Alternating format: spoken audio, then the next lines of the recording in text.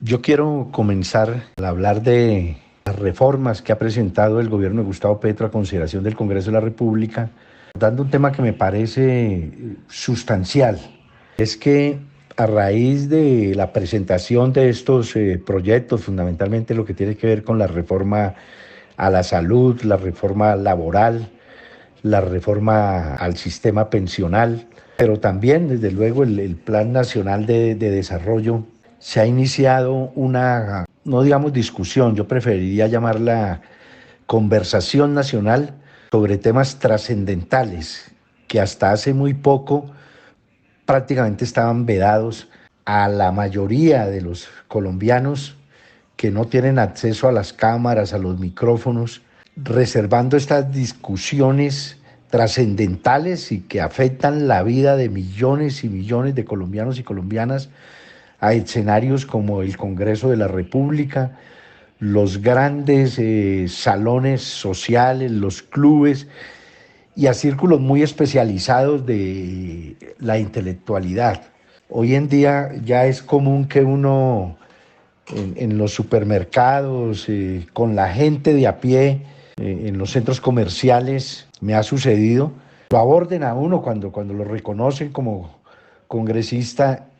y la gente lo busque no solamente para preguntar por el trámite de las reformas, sino para dar su opinión. Algunos, obviamente, para decirnos que hay que apoyar y otros, desde luego, oponiéndose. Entonces, me parece que ese es un elemento que hasta ahora poco se ha tenido en cuenta y es que un mérito del solo hecho ya de presentar esas reformas es que se viene presentando un proceso diría yo, fortalecimiento de la cultura política del país, porque se está rescatando de esos escenarios privilegiados y de los medios de información esa conversación de los grandes temas. Ahí me parece que ya hay un aspecto importante a resaltar. El segundo elemento que yo mencionaría es el alcance de las reformas. Indiscutiblemente que lo que hizo en su programa que presentó a consideración de los electores en ese momento el candidato Gustavo Petro fue desde luego plasmar de alguna manera lo que ha sido históricamente parte de su lucha política, de su propuesta política. Ahora convertido en presidente, pues no está haciendo cosa distinta que tratar de cumplir por las vías democráticas, y esto quiero resaltarlo, esos compromisos, que entre otras cosas son reflejo de realidades que no se están inventando. Esto no es producto solamente del trabajo de unos asesores, de los ministerios. No podemos desconocer que en buena medida, como consecuencia de ese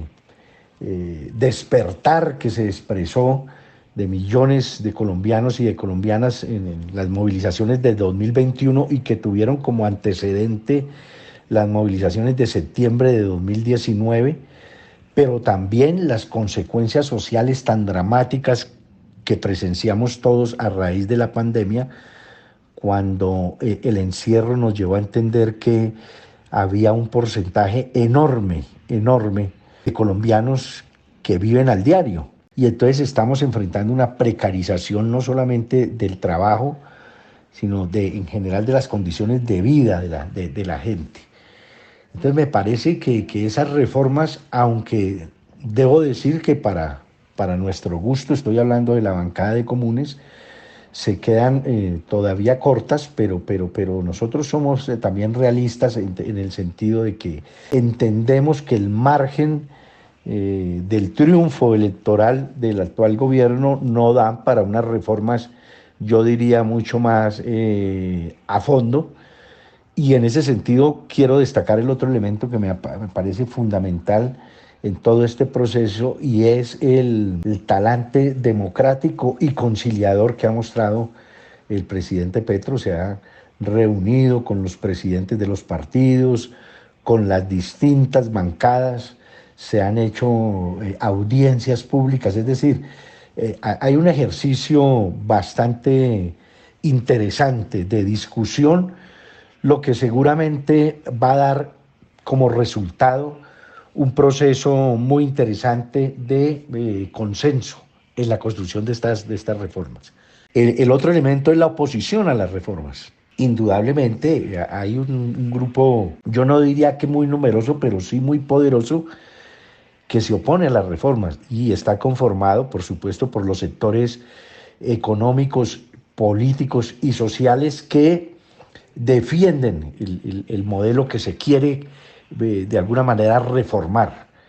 desde el punto de vista económico y social y de derechos, lo cual es apenas natural. Preocupa que esa discusión desde algunos sectores se está impulsando sobre la base de mentiras, de tergiversaciones, de verdades a medias, lo cual, bueno, es propio también de un ambiente político caldeado como el que tenemos, pero en ese sentido nuestro llamado sí es a que se lograra generar en esa conversación nacional frente a la necesidad de las reformas reflexiones profundas, porque tenemos una sociedad, tal vez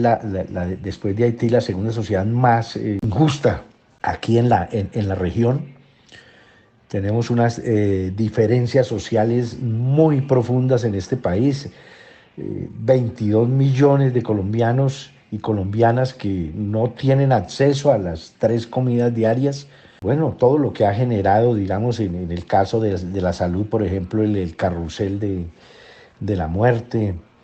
el tema de la informalidad laboral, el recorte de derechos como el de las horas extras, los dominicales, la realidad de que hoy en día pensionarse es realmente casi que imposible. Entonces, esa conversación diría yo que se puede hacer con más argumentos y menos desinformación. Sobre el trámite de las reformas, bueno, hemos visto cómo se ha ido, digamos, generando, en el caso, por ejemplo, de la reforma a la salud, con la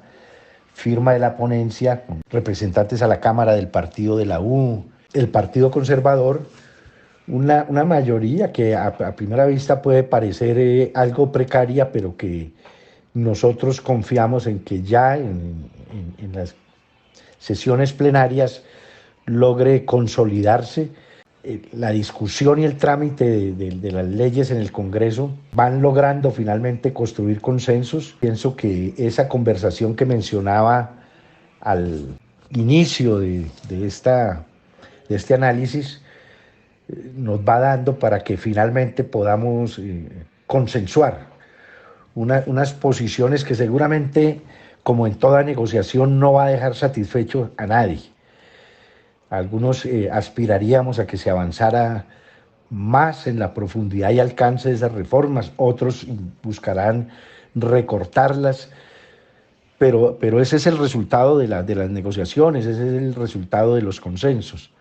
Cada uno llega a la mesa con unas pretensiones y finalmente el resultado por lo general no deja satisfecho a las partes, pero el logro más importante es que en una sociedad en la cual la discusión política en otros momentos nos ha llevado a profundizar esas contradicciones, incluso hasta pasar a la violencia, que logremos unos acuerdos mínimos, pienso que ya sería para transformaciones del calado de las que se están discutiendo un avance muy significativo, importante. Y cierro con lo siguiente, el tema de las movilizaciones a las que ha estado convocando el presidente y que se quiere de alguna manera también deslegitimar por parte de los opositores a esas reformas. Yo creo que lo mejor que le puede suceder a una sociedad que está buscando y que está transitando hacia una democracia mucho más amplia, abierta, pluralista, incluyente, es que la gente salga a movilizarse por razones políticas, por razones sociales, por sus exigencias, que no surjan grupos armados, guerrillas, milicias para reivindicar derechos. Eso ya es un avance, que esa movilización se haga en las calles de manera pacífica, tratando de ganar opinión y convirtiendo la calle también en un escenario de discusión política, no puede ser más que importante y destacable en una sociedad que se ha caracterizado en otros momentos, repito, por la utilización de la violencia cuando surgen estas diferencias, estas contradicciones. Finalmente la política, y es parte de este proceso que es incompleto, de hecho se perdió la posibilidad hace poco de una profunda reforma política que sigue pendiente, sigue siendo uno de los pendientes del acuerdo de paz. Lo que busca es eso, entre más se avance en espacios y en escenarios de participación democrática, se le vaya reduciendo espacio a la violencia, de manera que nosotros vemos que sí es saludable para la democracia colombiana que se convoque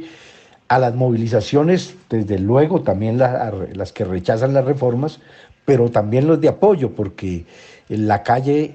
y la vía pública es un escenario donde se da también la expresión, la movilización y la opinión política, y eso no puede ser condenado, sino al contrario, consideramos que es saludable para una sociedad.